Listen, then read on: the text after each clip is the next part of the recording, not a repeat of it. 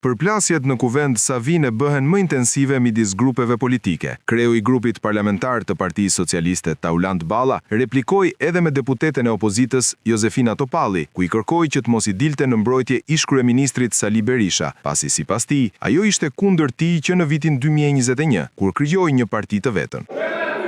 100 herë të kthehem mbrapa, 100 herë të kthehem mbrapa atë një gjë. Ti Josefin, të lutem, mos u bëj sikur dhem shpirti për Saliun, se në 2021 kemi bashkëpunuar bashkë kundër Saliut, sa për korrektesë, që të lutem. Të lutem, këtë pjesën ma kurse pak. Këtë pjesën ma kurse pak, se unë për fat keq di shumë gjëra, edhe si ndalim to llogarit, vetëm se ti na dole huq fare, se menoja që do merren një vot Shkodër, po e di si dole në Shkodër, Josefin, si që dole në diasporë. Njësoj. Edhe të them dhe një përkujtimore, me që kishit dje përkujtimoren e radhës.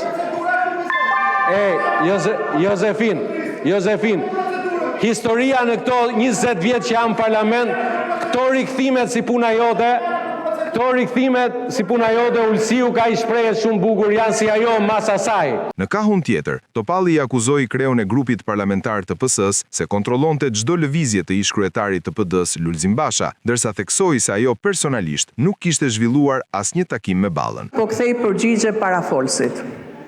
Është e njohur publike që unë në 21-shin kam kriju një lëvizje.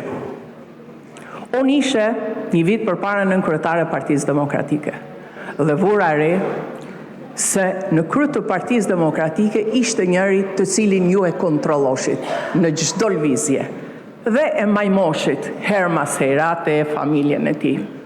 Nuk të kam taku kur një jetën time, po ke taku Lulzim Bashën në mënyrë të fshehtë. Prandaj merre me vete atë dhe mos ma drejto mua.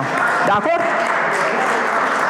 Sigurisht që ka qenë vështirë për mu, por koha më ka lanë të drejtë dhe unë sot jam më krenare se kur të thush të vërtetën kur të tjerë tojnë të kundërtën. Tensionet në kuvendin e Shqipërisë janë të vazhdueshme, ndërsa palët përplasen mes tyre për çështje të ndryshme që ndezin shpeshherë debate që shkojnë edhe në sulme personale ndaj figurave politike.